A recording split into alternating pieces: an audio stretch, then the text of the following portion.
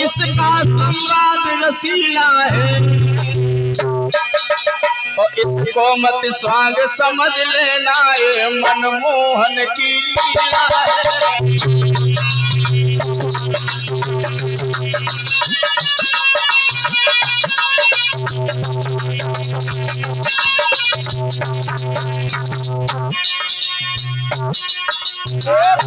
प्रारंभ अब होती है, इसका संवाद रसीला है, इसको मत स्वांग समझ लेना, ये मनमोहन की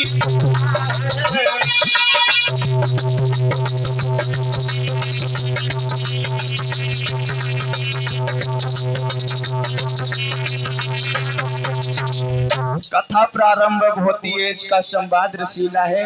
अरे इसको मत स्वांग समझ लेना, ये मनमोहन की लीला है। हमारे भारतवर्ष में ऐसे ऐसे महान लोग हुए जिन्होंने धर्म के खातिर अपने प्राणों की आहुति दे दी, लेकिन धर्म पे आंच नहीं आने दी। आप लोग बहुत ही सुंदर कथा कि भगवान योगी राज श्री कृष्ण का सर्वप्रथम विवाह कहां से और किसके साथ कब हुआ, बहुत सी सुंदर चर्चा है। और आप लोगों का साथ रहा तो हमें विश्वास है कि हमारा ये प्रोग्राम आपके दिल को जरूर छू जाएगा। एक बार सभी लोग प्रेम से भगवान का जयकारा बोले। बोलिए राधा रमण सरकार की, बोल गोविंद भगवान की। महाराज एक बहुत सुंदर सा राज्य था जो जिसे लोग अब कुदरकोट के नाम से जानते हैं, पहले से कुंदनपुर कहा करते थे। और कुंदनपुर के बीच में एक बहुत सुंदर महाराज थे जिनकी यश की रथ की ध्वजा स्वर्ग में विराजमान थी। कैसे राजा थे वो भैया। नीतिवान भूपाल ओ सुनाओ हाल प्रजा के भाई, यश की रथ की ध्वजा रे स्वर्ग में भैया गाजी।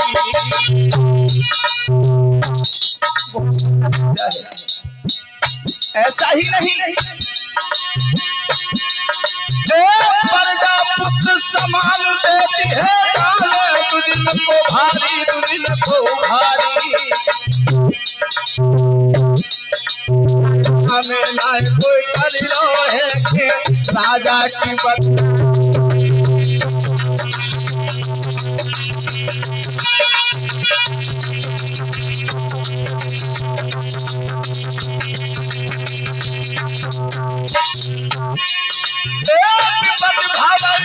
घर डोले जाने के लिए दगा दे जाए, और विपदा पड़ गई शिव शंकर पे जब भस्मासुर पड़ो पिछाड़।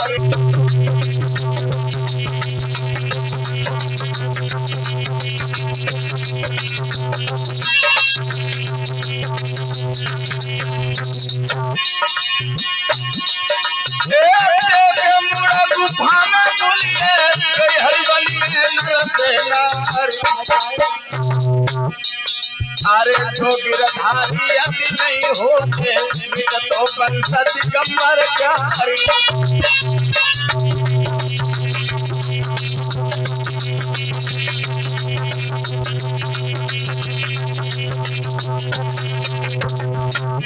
मेरी धीरे धीरे कथा दगाया तो बढ़ गई है, अंकल धीरे धीरे कथा मित्र आगे तो बढ़ गई है।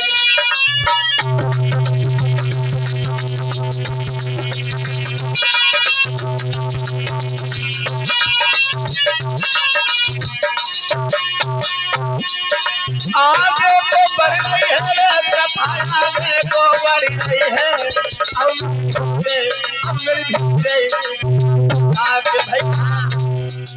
बोल गोविंद भगवान की। याद रखना भैया, कुंदनपुर के बीच में एक महाराज हुए जिनका नाम भीष्मक है। बहुत ही सुंदर राजा है जिनकी यश कीरत की ध्वजा स्वर्ग में विराजमान है, अपनी प्रजा को पुत्र के समान बादशाही देते हैं। और सच बात है, गोस्वामी तुलसीदास जी भी लिखते हैं कि जिसके राज रही प्रजा दुखारी, बेनर हो नरक अधिकारी। जिस राजा के राज में अगर प्रजा दुखी है तो वो राजा नरक का भागी होता है। और ये बहुत ही सुंदर शरीर मानव का शरीर मिला है जिसकी कोई कीमत नहीं है। लोग कहते हैं हम बहुत बड़े गरीब हैं। अरे तुमसे अमीर है कौन? अगर आपके आंख का एक चित्त चला जाए, आप दुनिया की दौलत लगा देना, लेकिन इस चित्त को वापस नहीं ला सकते, क्योंकि ये मानव का शरीर जो है, ये वेदों ने भी इसकी व्याख्या की है, वेदों ने भी इसे उपमा दी है।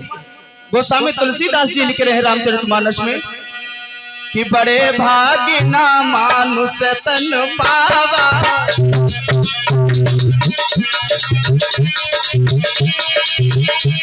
अरे बड़े भाग्य मानुष तन पावा,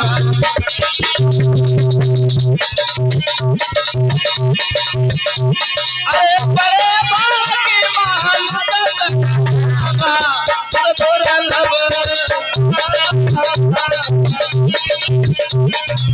सुरदुर्लभ सतगंधन गावा।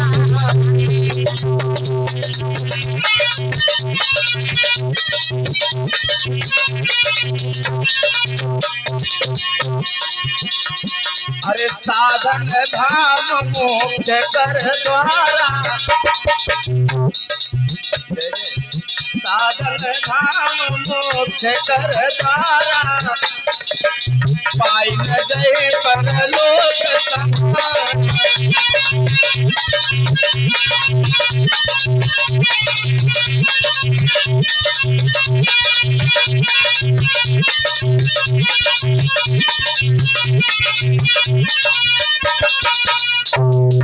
कि बड़े भाग्य मानुष तन पावा, और सुर दुर्लभ सद ग्रंथन गावा। बड़े भाग्य से मानुष का शरीर मिला, और अगर इस मानुष के शरीर को पाकर के उस प्रभु को भूल गए तो याद रखना बहुत बड़ा ही नुकसान हो रहा है इस मानव शरीर का। क्योंकि हमारे आधार बाबा ने गीत गाया था क्या, अरे तूने हीरा लुटाई दियो चप्परे, तूने हीरा चप्परे।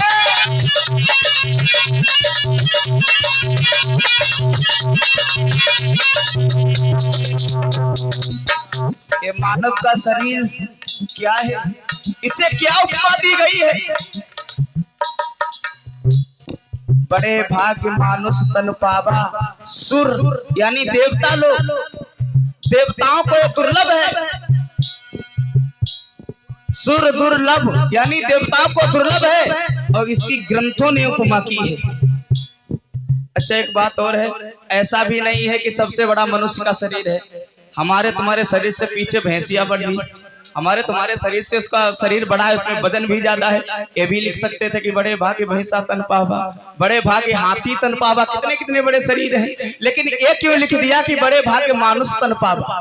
क्योंकि इसके लिए देवता लोग तरसते हैं। और इस मानुष के शरीर को पाकर के मानव का शरीर है क्या कि साधन धाम मोक्ष कर द्वारा, और पाई न जही परलोक सम्हारा।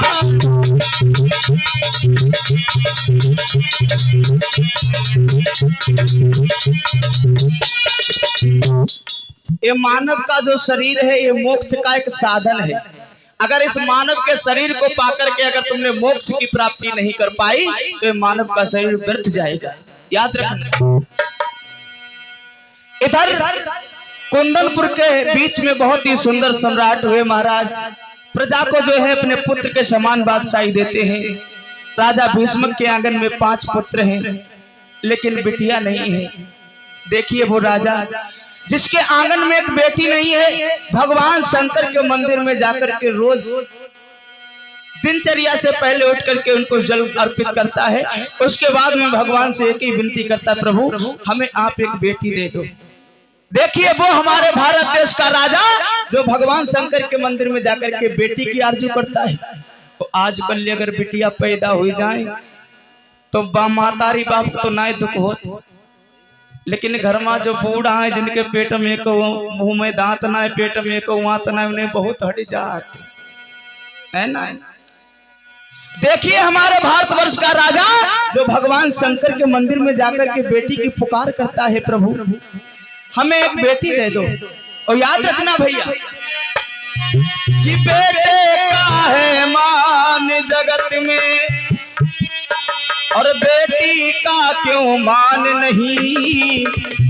और हे भगवान बता दे मुझको बेटी क्या संतान नहीं।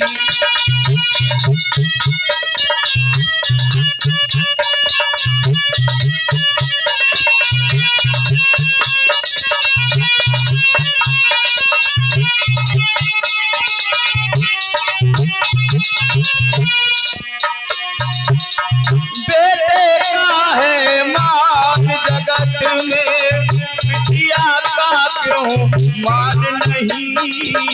हे भगवान बता दे मुझको बेटी क्या संतान नहीं।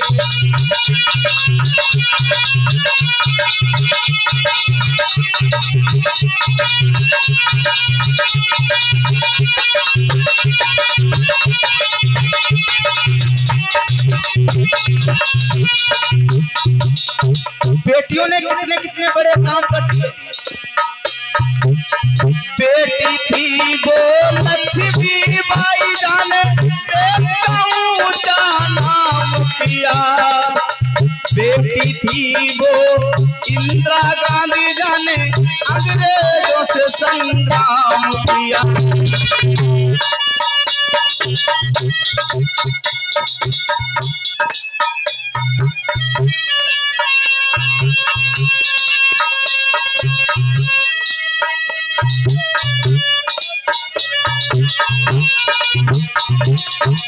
बेटी थी वो लक्ष्मी बाई जाने देश का ऊंचा नाम किया। बेटी थी वो इंदिरा गांधी जाने अंग्रेजों से संग्राम किया। वो बेटी है, आपने लक्ष्मी बाई को देखा होगा, तस्वीर में उसका बच्चा उसकी पीठ में बंधा हुआ है, लेकिन अंग्रेजों से लड़ाई कर रही है। लोग कहते हैं बेटी नाम रोशन नहीं करती। अरे बेटे का है मान जगत में बेटी का क्यों मान नहीं। ये भगवान बता दे मुझको बेटी क्या संतान। ये भगवान बता दे मुझको बेटी क्या संतान नहीं। ये भगवान बता दे मुझको बेटी क्या संतान। आज महाराज राजा भीष्मक जो है भगवान त्रिलोकीनाथ के मंदिर में जाकर के रोते हैं, प्रभु अपनी ऐसी कृपा हम पे एक बार कर दो कि हमारे घर में एक बिटिया का जन्म हो जाए। लेकिन याद रखना, अरे भगवान की तरफ तुम एक कदम बढ़कर के तो देखो, प्रभु की तरफ एक कदम बढ़कर के देखो, वो 60 कदम बढ़ता है। उसके लिए एक बार आंसू बहा करके तो देखो। याद रखना भैया, भगवान कहते हैं क्या कि हमको बढ़े जो एक डग हम बढ़िए डग सा। मोने हटे तू एक डग हम लोहे की लाट।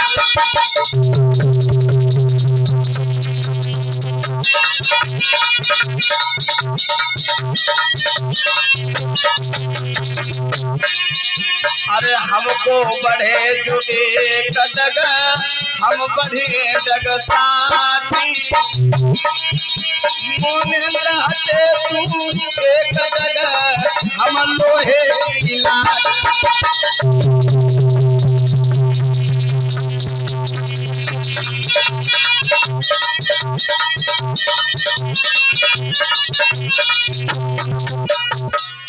इधर महाराज याद रखना, राजा भीष्मक की वो पुकार भगवान ने सुन ली।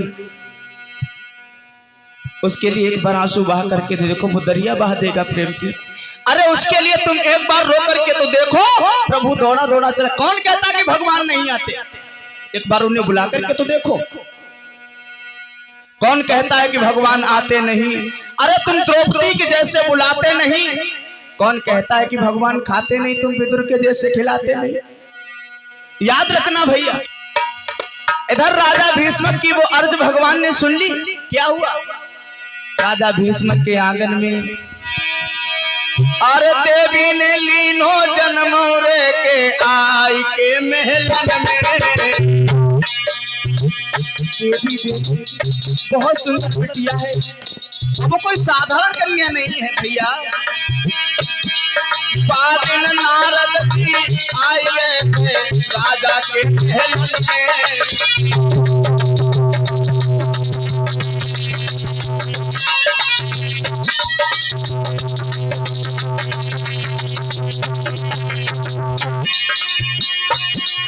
महाराज मुनि को आसन दियो रखाई, ओ हाथ जोड़ के आज राजा ने बाबलो बेटा।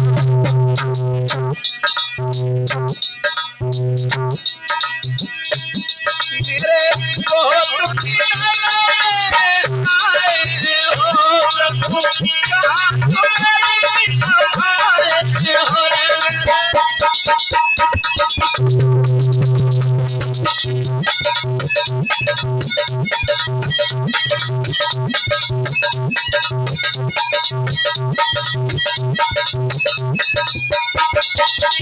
मेरे बहुत आए हो, क्या समाचार प्रभु लाए।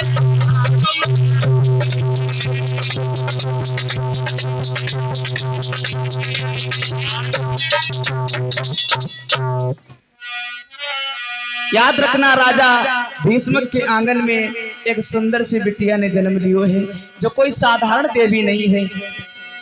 इधर उसी समय पर याद रखना मेरे भगवत श्रोताओं, राजा के आंगन में वो बिटिया धीरे धीरे सियानी होने लगी है। और जब धीरे धीरे सियानी होने लगी है, एक दिन की बात है, ब्रह्मा पुत्र देवर्षि नारद का आगमन हुआ। और सब लोग एक बार बोलेंगे प्रभु का नाम।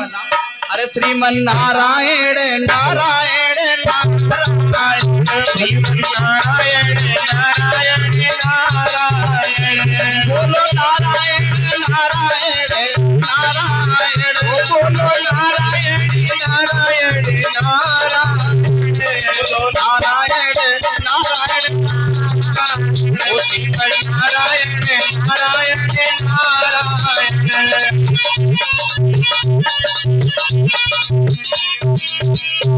अरे जो नारायण नाम लेते हैं, जो नारायण नाम लेते हैं, जो नारायण नाम लेते हैं, जो नारायण नाम लेते हैं, उनको पाप होता सब।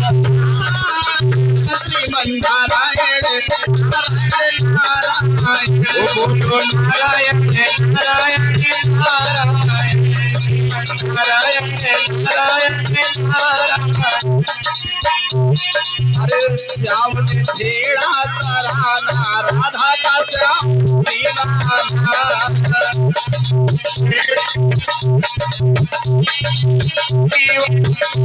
ओ दीवाना दीवाना, ओ दीवाना दीवाना, अरे दीवाना दीवाना, अरे दीवाना दीवाना। अरे ऐसो कहाँ है यार दीवाना, ऐसा कहाँ है यार दीवाना।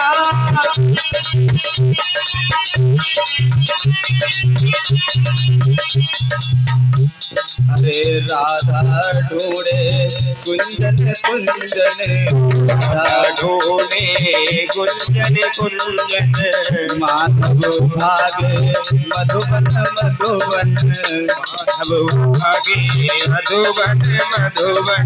ऐसो अरे ऐसो ऐसो कहाँ है राधा का श्याम,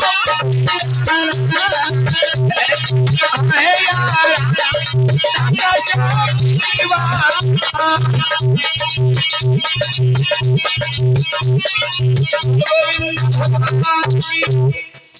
इधर राजा भीष्म के आंगन में उसी समय पर ब्रह्मापुत्र देवर्षि नारद का आगमन हुआ।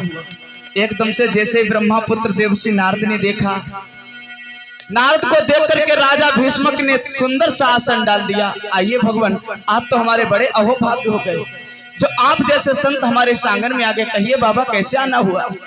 जवाब दिया ब्रह्मापुत्र देवर्षि नारद ने, संत सुखी विचरंत मई।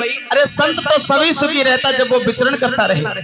जिस तरह से एक जगह पर ठहरा हुआ पानी गंदा हो जाता है, उसी तरह पर एक जगह पर ठहरा हुआ संत भी गंदा हो जाता है। आज हमारे मन में आई तो हम तुम्हारे दरबार में आ गए राजन। उसी समय पर याद रखना मेरे भैया, राजा ने बड़े सुंदर उच्च आसन पे बिठाया है महाराज के लिए। इधर क्या हुआ? ब्रह्मापुत्र देवर्षि नारद ने जवाब दिया राजा भीष्म से, राजन आज तो तुम बड़े रहरे करके मुस्कुरा रहे हो, क्या बात है? राजा ने जवाब दिया, प्रभु हमें तुम्हें नहीं पता है, हमारे आंगन में एक बहुत सुंदर बिटिया ने जन्म लियो है। इसी खुशी के कारण आप रहरे करके मुस्कुरा रहे हो। क्या नाम है तुम्हारी बिटिया को? जवाब दियो महाराज, हमारी बिटिया को अभी तो नाम को सुनाए हैं, लेकिन आप अगर हमारे आंगन में आ गए हो तो बस इतनी कृपा कर दो कि आप हमारी बिटिया का सुंदर सा नाम रख दो, और साथ ही साथ में जाओ बता दिया कि हमारी बिटिया के दूल्हा को बनी। उसी समय पर ब्रह्मपुत्र देवर्षि नारद ने क्या किया भैया, सोची मन में बात ओ मुनि ने हाथ पत्रिका लियो, ओ मुनि सोधी बाकी लगनो रे के नाम तब धरि दियो।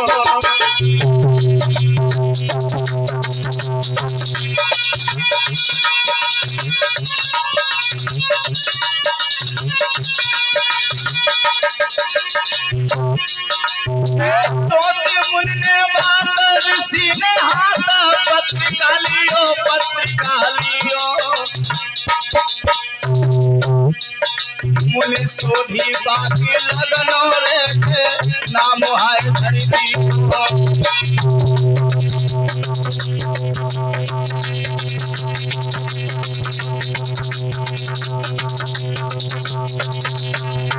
सुनो राजा, आपकी बेटी का नाम क्या है?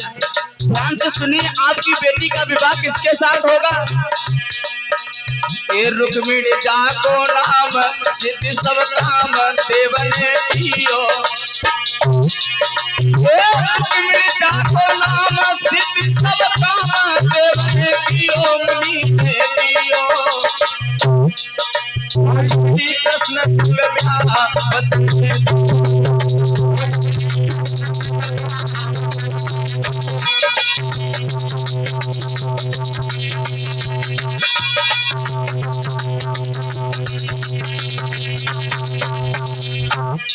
तेरे आंगन में गिरधारी दूल्हा बन के आवे वो, तेरे आंगन में मनमोहन दूल्हा बन के आवे वो।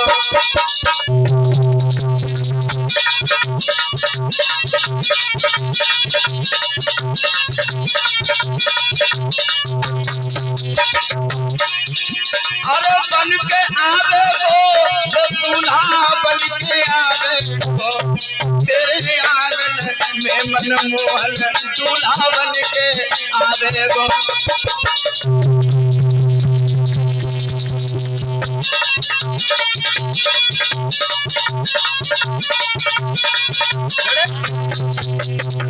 अब दिया ब्रह्मापुत्र देवर्षि नारद ने कि आपकी बेटी के जो पति बनेंगे वो भगवान श्री श्याम सुंदर, और इनका शुभ नाम है रुक्मिणी। और राजन याद रखना, ये कोई साधारण कन्या नहीं है, तो साक्षात देवी है। इतनी बात सुनकर के राजा भीष्मक अपनी गद्दी से उछल पड़े। हमारे आंगन में भगवान श्री श्याम सुंदर दूल्हा बन करके आएंगे। हाय हाय, राजा ने वचन जैसे सुने एकदम से गदगद हो गए। वो तीनों लोगों का मालिक भगवान श्री श्याम सुंदर, ना जाने वो दिन कौन सा होगा जिस दिन में हमारे घर में कन्हैया आंगन में दूल्हा बन करके आएंगे। भैया इधर रुक्मणी जो है धीरे धीरे सियानी हो रही है, और जब रुक्मणी धीरे धीरे सियानी हो रही है, एक दिन की बात है, राजा भीष्मक जो है वो अपनी कचहरी में बैठे हुए हैं। आज उसी समय पर रानी ने अपने पिया को बुलवाया है, और जैसे ही राजा ने महलों के लिए प्रस्थान किया, इधर रानी ने देखा। याद रखना मेरे भैया,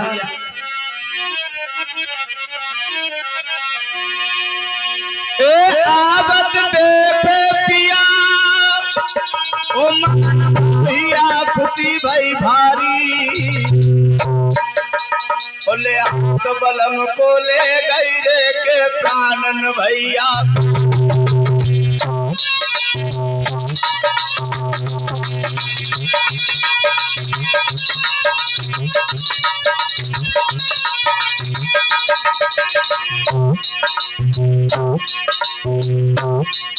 और आवत देखे पिया मगन भैया, खुशी भई भारी, खुशी भई भारी, ले हाथ बलम को ले गई रे के प्राणन भैया।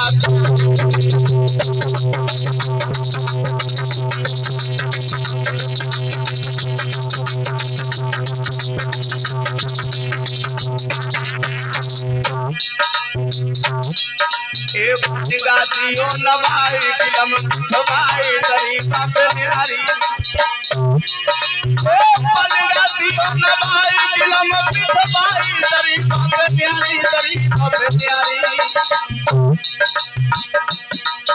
पंखाले दौलत प्यार दे अगारी भैया।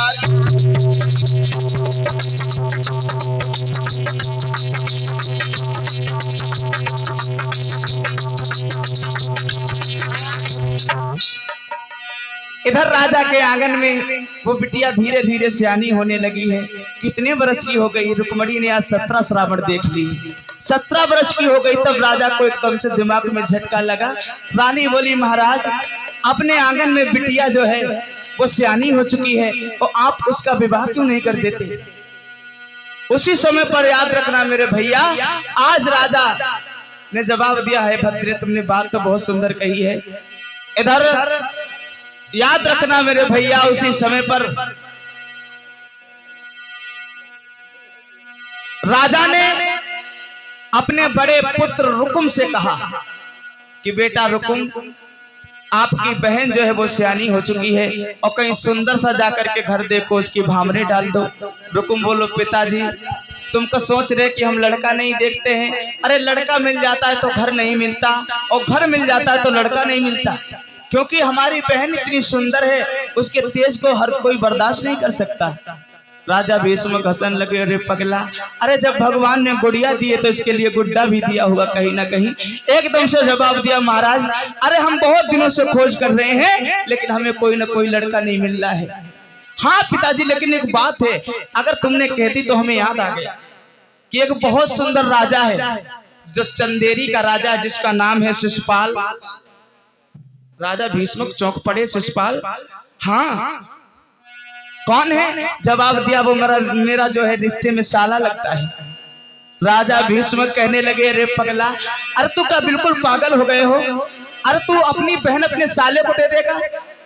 रुकुम कान लोगों, पिताजी जब बा ने अपनी बहन हमें दे दे तो नए बादरू फटे परो, हम दे दिए तो कौन से बादरू फटो पर।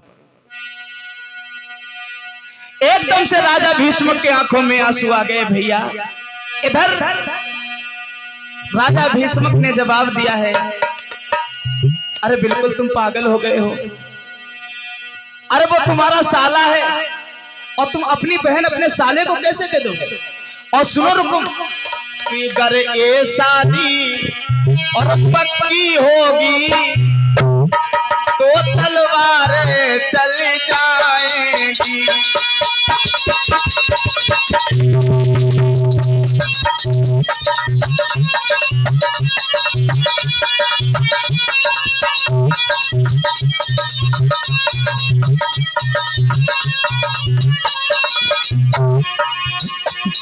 करके शादी पक्की होगी तो तलवारें चल जाएंगी।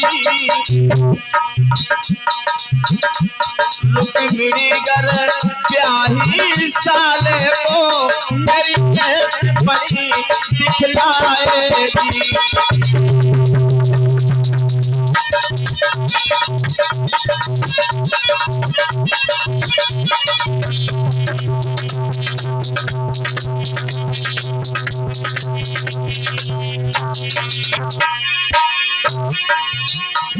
करके शादी पक्की होगी तो तलवारें चल जाएंगी। कर साले को तू पहन देगा मेरी कैस बड़ी दिखलाएगी।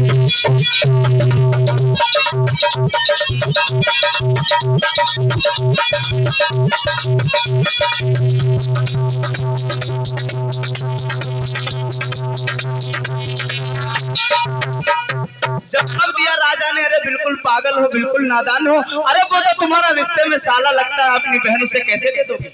वो तो उसके लिए पूजनीय है। इधर उसी समय पर राजा मना कर रहा है, लेकिन याद रखना एकदम से रुकुम बोला है, पिताजी अरे आप तो वृद्धावस्था को प्राप्त हो गए हो और आपके सर पे बुढ़ापा, इसीलिए तुम्हारी अकल की घोड़ी है वो भी बूढ़ी हो चुकी है। अरे वो राजा है और अगर हम उसे अपनी बहन दे देंगे तो क्या उसमें पर्वत गिर जाएगा? याद रखना मेरे भैया। राजा भीष्म भाई मार मार करके रोने लगे और जवाब दिया, बेटा तुम्हें नहीं पता है,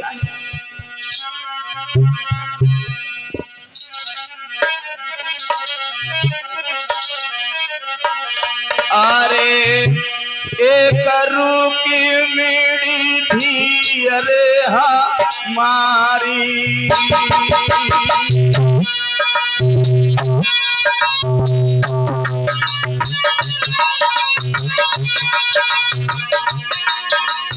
अरे करू की मीड़ी थी अरे हमारी, और से है प्यारी।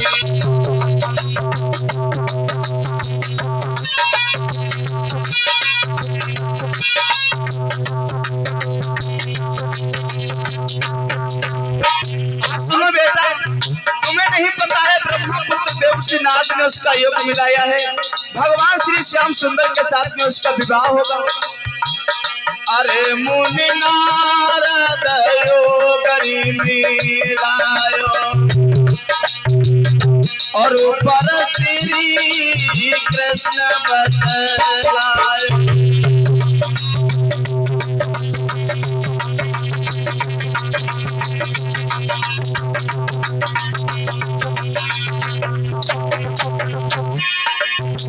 अरे वो मेरे मन को भायो, अरे भायो भायो भायो,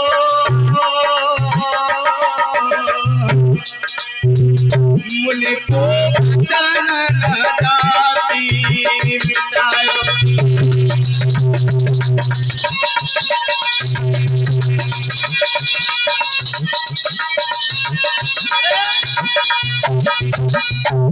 उसी समय पर राजा ने जवाब दिया, महाराज अरे ब्रह्मापुत्र देवर्षि नारद ने आकर के हमारे आंगन में हमारी बिटिया का नामकरण संस्कार किया है और उन्होंने साथ ही साथ में ये भी बताया कि हमारी बिटिया के दूल्हा भगवान श्री श्याम सुंदर बनेंगे। याद रखना, आज राजा भीष्मक की कोई भी पेश नहीं जा रही है। राजा भीष्मक नाना प्रकार से समझा रहे हैं रुकुम के लिए, लेकिन रुकुम ने एक भी बात नहीं मानी। आज महाराज भीष्मक के दरबार से पैर पटकता हुआ अपनी सभा के लिए चला गया। इधर राजा भीष्मक जो है अपने मन में बहुत ही चिंतित हैं। उसी समय पर भैया राजा भीष्मक की बातें और रुकुम की बातें जो है रुक्मिणी सुन रही है, जिसके आंखों में आंसू हैं। जैसे रुकुम ने अपनी बहन को देखा, भाग करके जाकर के गोद में उठा लिया। बहन तुम रो रही हो, क्या बात है? रुक्मिणी बोली भैया जो हमारे पिताजी कर रहे हैं वो करने दो। एकदम से जवाब दिया, बड़े भैया के सामने तू जबान चला रही, तुझे शर्म नहीं आ रही? अब तू उस अहीर ग्वाल गवार के घर में जाएगी, दूध दही मक्खन बिलोते बिलोते तेरी कमर टेढ़ी पड़ जाएगी। अरे वो चंदेरी का राजा शिशुपाल है जिसके घर में जाकर के तू राज करेगी। रुक्मिणी के आंखों में आंसू हैं। भैया तुम क्या कह रहे हो? अरे वो मेरा भाई लग रहा है, हम उसके घर पे कैसे चली जाऊंगी? तो याद रखना, रुक्मिणी कह रही है अपने भैया रुकुम से कि मैं विवाह करूंगी तो भगवान श्याम सुंदर से विवाह करूंगी। देखिए हमारे भारतवर्ष की बेटियों के क्या विचार थे। वो अब एक दिन नाइट क्लब में मीटिंग करी अटेंड, और विषय वहां पे छिड़ गया कैसा हस्बैंड। 4-5 लड़कियां खड़ी, तो बोली बहन तुम्हें कैसो पति चाहिए? वो बोली तुम्हें कैसो पति चाहिए? वो बोली तुम्हें कैसो चाहिए? तो बोली सुनो, एक दिन नाइट क्लब में मीटिंग करी अटेंड, और विषय वहां पर छिड़ गया कैसा हो हस्बैंड। कैसा हो हस्बैंड, कलर हो लाइट ब्राइट, और लव मैरिज के लिए करे हमको इनवाइट। हर संडे की रात बिताए नाइट क्लब में, और अपनी लाइफ को न्यूछार करते वीवी कम में। दूसरी बोली सुनो, सन्नी साहू चुलबुला शशि कपूर सी शान, और चेहरे पर हो चमक चमक एकदम धर्मेंद्र सी मुस्कान। धर्मेंद्र सी मुस्कान छबीला और छटीला, और ले हृदय को जीत हो जितेंद्र सा छैल छबीला।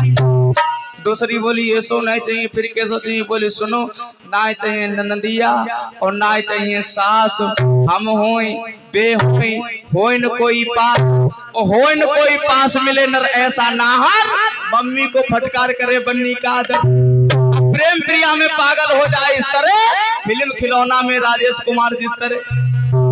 दौलत का दरिया बहता हो जिसके ऊपर नीचे, और नोट उड़ाता चले हमारे आगे पीछे। तो भगवान तुम्हारे जो देश में क्या करे आएंगे। देखिए क्या विचार बन गए।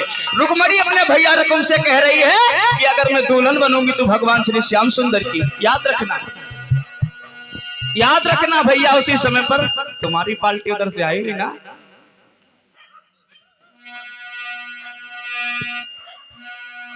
इधर क्या हुआ, रुक्मिणी जो है भगवान श्री श्याम सुंदर की याद में रो रही है। रुकुम ने नाना प्रकार से कटुक वचन बोले हैं रुक्मिणी से, और याद रखना लास्ट में तो उसने हद ही पार कर दी भैया।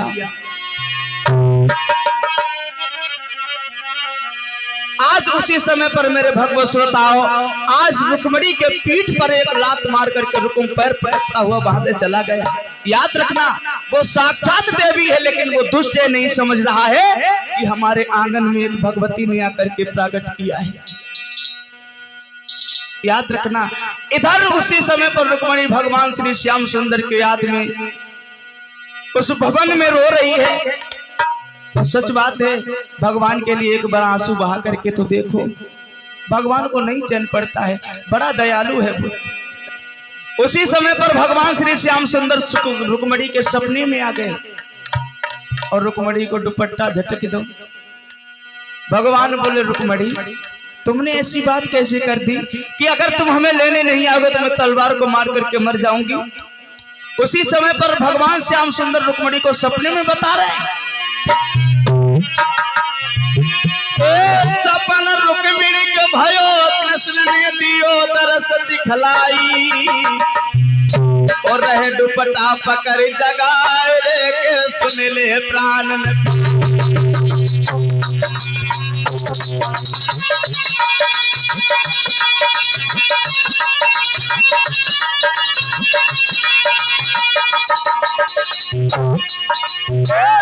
रुक्मिणी को भयो कृष्ण ने दियो दरस दिखलाई, दरस दिखलाई, बड़ा पकड़ जगाए रे सुन ले प्राण।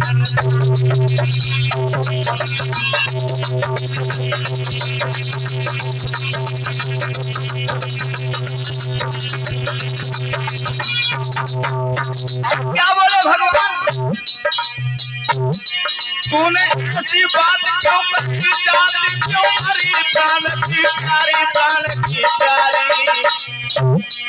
मैं पल में तेरी पीर हरू को साथी, मैं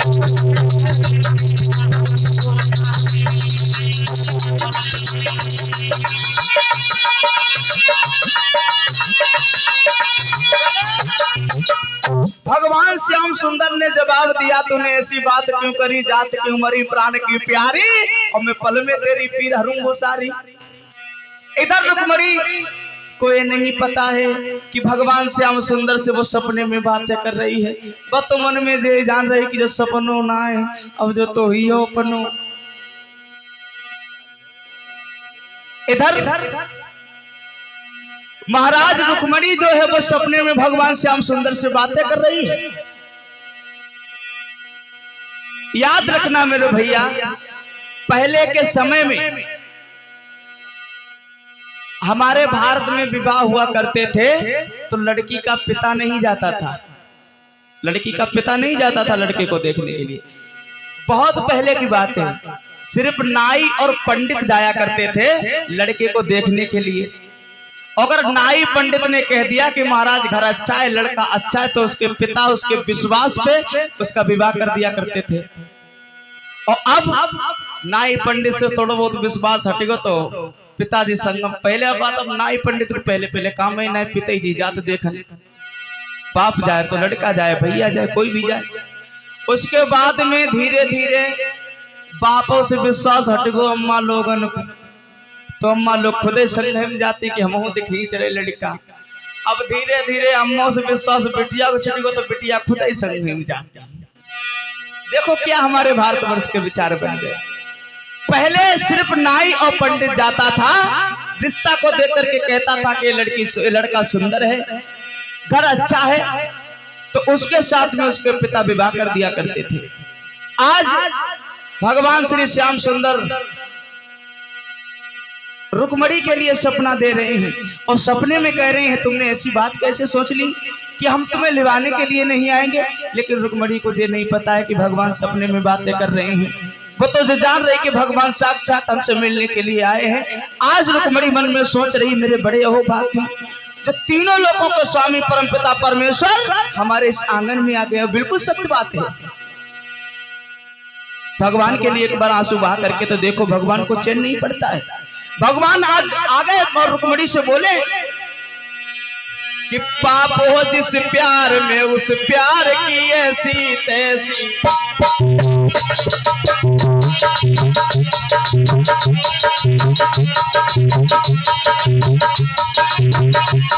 अरे पाप हो जिस प्यार में, उस प्यार की ऐसी तैसी, तो कैसे ले जाए शिशुपाल की ऐसी तैसी।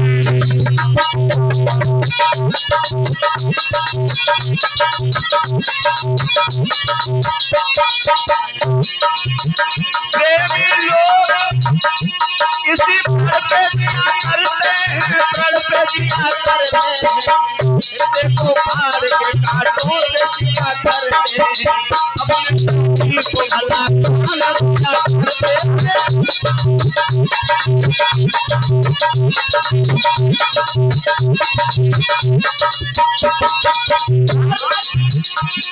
यह प्रेमापुरी बीमारी है, यदि और किसी को लग जावे, खाना पीना तो हराम होई और नींद तलक नहीं आवे।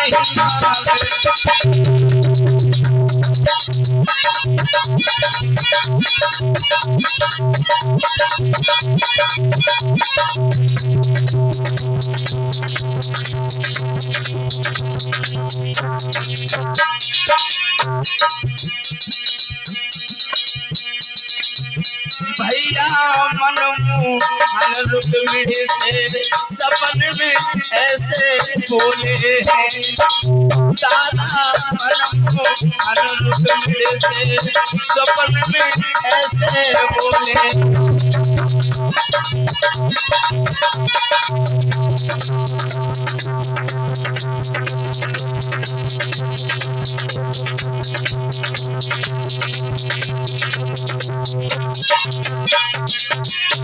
अरे ऐसे बोले गिरधारी, ऐसे बोले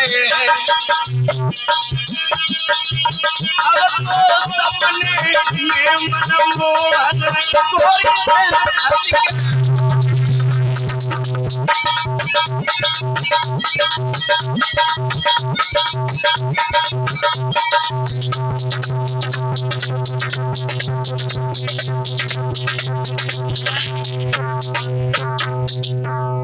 इधर उसी समय पर भगवान श्याम सुंदर सपने में रुक्मिणी से कह रहे हैं कि हम तुम्हें लिवाने के लिए जरूर आएंगे, याद रखना। इधर इतना सपना दे करके भगवान श्याम सुंदर तो वहां से अंतर ध्यान हो गए और इधर जैसे रुक्मिणी की निद्रा खुली है, हाँ श्याम, हाँ श्याम, हाँ कन्हैया तुम कहाँ चले गए। अब तो इस तरह से नाना प्रकार से विलाप करने लगे उस भवन में। लेकिन याद रखना रुक्मिणी सपने में कह रही है, सपने से कह रही, बार बार आंखें बंद कर रही, एक बार नींद आ जाए, एक बार फिर भगवान श्याम सुंदर से मिल लूं, लेकिन नींद नहीं आ रही, बार बार आंखें मीच रही है।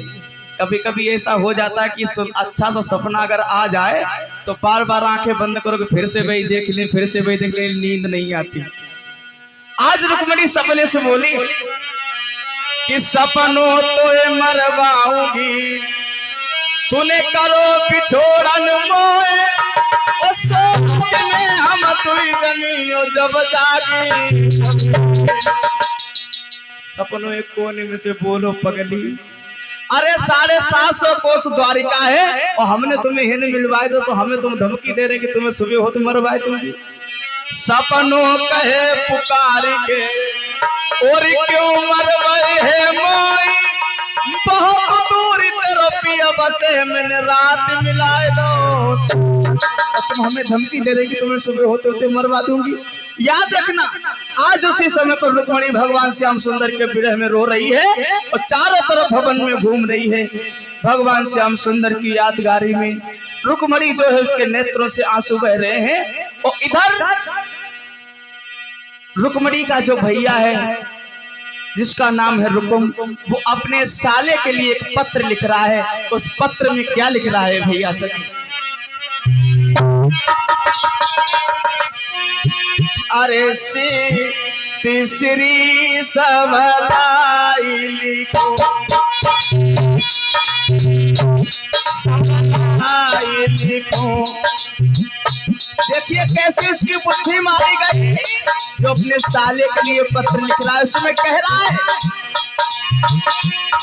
अरे तीसरी सबलाई लिखो भैया लाई लिखो, हमने तो लई है अब शरण तुम्हारी।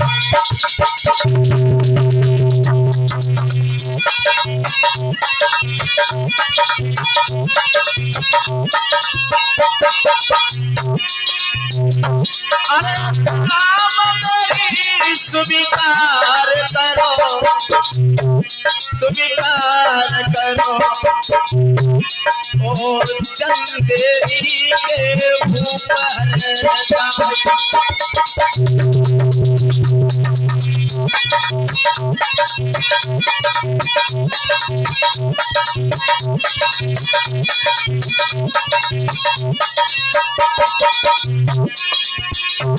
अरे कछु मेरे पास नहीं, जीजा पास नहीं।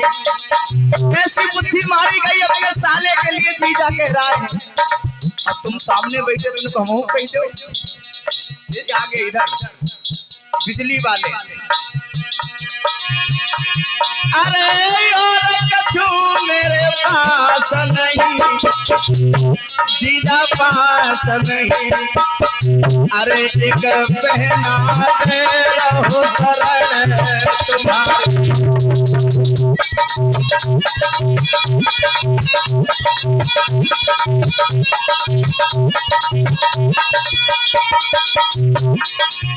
अरे होशियार से आइयो दूल्हा बने, तुम दूल्हा आवे गो मथुरा गोरे गिरधारी।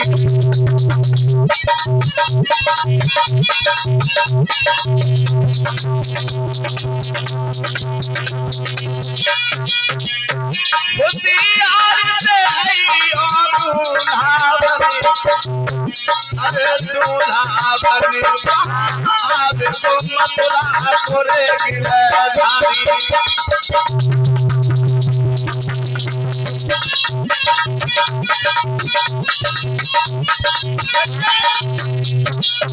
इधर पत्र को लिख करके जैसे नाई के हाथ में दिया, तब तक राजा भीष्मक ने देख लिया। राजा भीष्मक के आंखों से आंसू बह रहे हैं और जवाब दे रहे, पुत्र तुम क्या लिख रहे हो? अरे जो तुम्हारा साला है उसे तुम जीजा कह रहे हो, तुम्हें शर्म नहीं आ रही? अरे पगला एक बात तो बता, तू वो जीजा है, तू बासे जीजा कहेगा कि वो तुझसे जीजा कहे? तो रुकुम बोलो, पिताजी जिस दिन वो हमसे जीजा कही उस दिन हम उससे जीजा ना कहीं, हम दूसरे दिन कही दी, लेकिन विवाह अपनी बहन का हम उसी जगह पर करेंगे। इधर पत्र को लेकर के जैसे नाई चला और कहां पहुंचा? चंदेरी में। जब चंदेरी में पहुंचा है, जैसे ही चंदेरी में शिशुपाल के पास पत्र पहुंचा, शिशुपाल ने देखा इसमें कुंदनपुर का नाम लिखा है। अरे वहां तो मेरी बहन है। नाई कान लगो, तुम्हारी किस्मत खुल गई। बोले क्यों? बोले अरे पत्र को पढ़ करके तो देखो। से शिशुपाल ने इस पत्र को पढ़ा है, उसमें लिखा है कि ये शिशुपाल आपकी रुकुम आपकी शरण में है और मेरे पास कुछ भी नहीं है, सिर्फ मेरी एक बहन है, वो हम आपको देना चाहते हैं। शिशुपाल कान लगो, जीजा हो तो सबके ऐसे ही हुए। शिशुपाल आज सभा से तुरंत ही चला, पत्र को पढ़ करके कहां पहुंचा? अपनी भाभी के पास। और भाभी से बोला कि भाभी अब तुम हमें दूल्हा बनाए दो। भाभी बोली कब पगलाएगे, ना कौन से लगन आई ना कौन से टीका, तुम दूल्हा पहले ही बनन जा। अरे बोले तुम्हें नहीं पता है, जो हमारे बहनोई हैं कुंदनपुर के, उन्होंने हमारे लिए बहुत सुंदर पत्र भेजा है, वो अपनी बहन हमें देना चाहते हैं। एकदम से शिशुपाल की भाभी बोली कब पागल हो गया? अरे वो तो तुम्हारे लिए बहन है, वो तो तुम्हारे लिए पूजनीय है, तुम उससे विवाह कैसे कर लोगे? एकदम से चिल्ला के बोला तुम हमें दूल्हा बनाए रहे कि नहीं बनाए कर रहे? सोई डराई ये कान लगी, लल्ला भाऊ मान जाओ, कछु नहीं बिगड़ो, लेकिन याद रखो कि कौआ अंधो रात को दिन में उल्लू और कामी अंधो रात दिन बुझ गई सब खोज।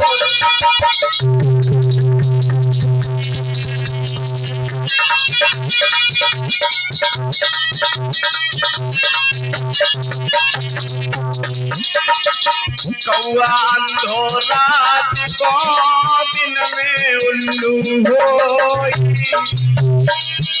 अरे कामी अंधो रात दिन बुझ गई सब खोज।